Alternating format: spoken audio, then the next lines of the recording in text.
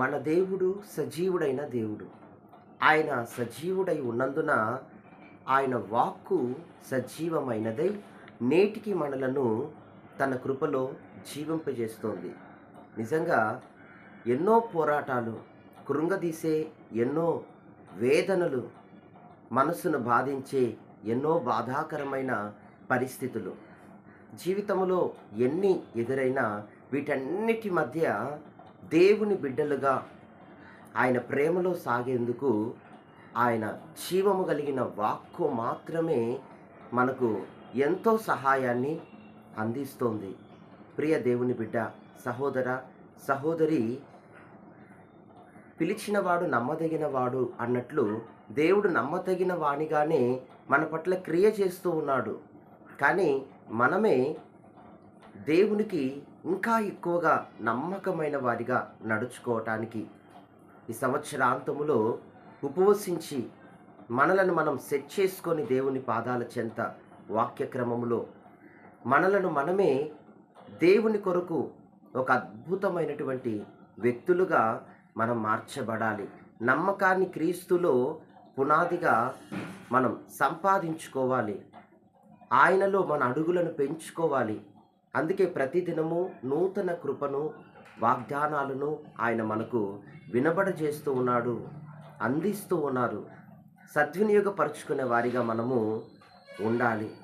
ఈరోజు కొరకు దేవుడు మనతో ఏమంటున్నారంటే, బైబిల్ గ్రంథంలో యెషయా ప్రవచన గ్రంథం 43:19లో రాయబడినట్లు, నేనొక నూతనమైన క్రియ మీ ఎడల చేయబోతున్నాను, ఇప్పుడే అది మొలచును, దానిని మీరు ఆలోచింపరా.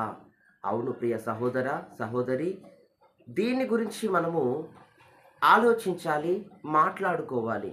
దేవుడొక బలమైన కార్యమును చేయబోతున్నాడట.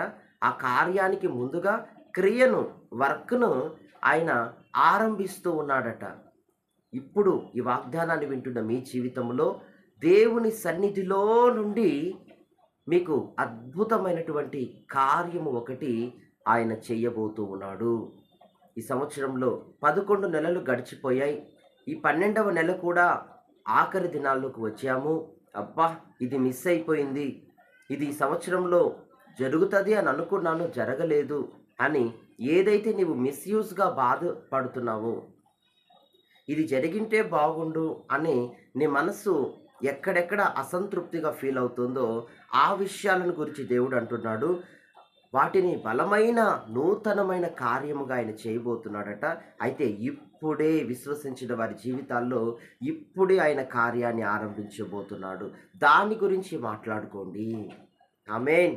ఎందుకంటే చూడండి, దేవుడు ప్రతి దినము మనకు నూతన కృపలను ఆయన ఇస్తున్నాడు, నూతన ఆరోగ్యాన్ని ఇస్తున్నాడు, నూతనమైన శక్తులను ఆయన మనకి ఇస్తున్నాడు, నూతనమైనటువంటి పవర్స్ని, నూతనమైనటువంటి కార్యక్రమాలను ఆయన మనకి ఇస్తున్నాడు. అందుకే ఆశీర్వాదము కలిగి ఉన్న దేవుని తట్టు మన కనులెత్తి మనం చూసి దేవుని వైపు నుండి వస్తున్న ఆయన నుండి వెలువడే ఆశీర్వాదాలను గమనించి క్రీస్తులో మనం వేరుపారాలి. ఆమేన్. ఈరోజు నువ్వు బిజినెస్ చేస్తున్నా, వ్యాపారం చేస్తున్నా, సేవ చేస్తున్నా, నువ్వు ఎందులో ఉన్నా అందులో ఒక గొప్ప అద్భుతమైన వర్ధిల్లతను పొందాలి అని అంటే నువ్వు ఫెయిత్ ఉంచాలి, విశ్వాసం ఉంచాలి. ఈరోజే, రేపు కాదు, ఈరోజే ఆ కార్యము ఆరంభము కానుంది. విశ్వాసమే పెట్టుబడి. హల్లెలూయా.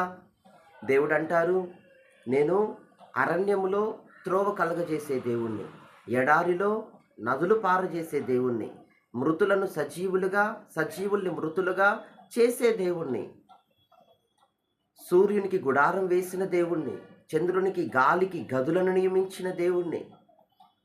నిజంగా ఆయన సర్వశక్తి గల దేవుడు. చూడండి, ఆయన అంత మహోన్నతుడైనప్పటికీ ఆయన అంటాడు, త్రోవే లేని ప్రాంతములో నేను త్రోవ కలుగజేస్తాను.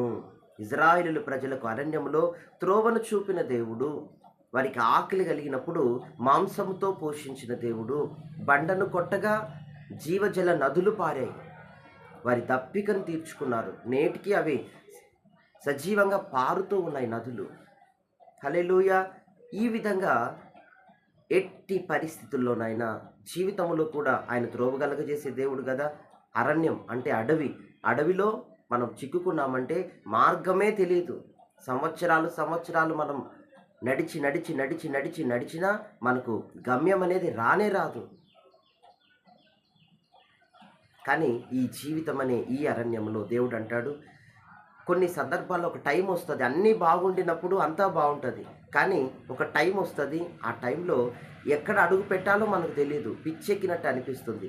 మనస్సు అర్థం కాదు. మన ప్రయాణం అర్థం కాదు. మన పరిస్థితులు అర్థం కావు. ఎన్ని ఉన్నా, ఏదున్నా చాలా క్లిష్టమైన సందర్భాలు మనకు ఎదురవుతూ ఉంటాయి. కానీ అటువంటి టైంలో కూడా దేవుడు అంటాడు, నా వైపుగా మీరు మొరలిడితే నేను మీకు మార్గాన్ని చూపిస్తాను. ఇటీవల సహవాసములో కరుణాస్త్రీ అనేటటువంటి ఒక సహోదరి జీవితంలో ఈ కార్యం, ఈ వాగ్దానం నెరవేర్పుని మేము గమనించాము. ఆమె ఒకరిని నమ్మారు. వారికి జీవిత భాగస్వామి అయ్యారు. 3 సంవత్సరాల వారి కుటుంబ జీవితం చాలా సాఫీగా, సంతోషంగా జరిగింది. ఆ తరువాత గొడవ లేదు. ఏ విధమైన మాట అసమాధానం ఏమీ లేదు. అతను కోర్టుకి డైవర్స్ అప్లై చేసి ఆమెకు నోటీస్ వచ్చే వరకు ఆమెకు తెలీదు. ఆ ప్రకారంగా డైవర్స్ ఇచ్చి తన యజమాని దూరదేశాలకు వెళ్ళిపోయాడు. ఆమెకు ఏమీ తెలీదు. బయటికెళ్ళి ఈవెన్ ఏదైనా కొనాలన్నా, ఎవరితో ఏదైనా మాట్లాడాలన్నా ఏమీ తెలీదు. తన సర్వస్వం తన భర్త, తన ప్రపంచం తన భర్త అని భావించి ఆమె వారితో జీవితం సాగించాలనుకుంది.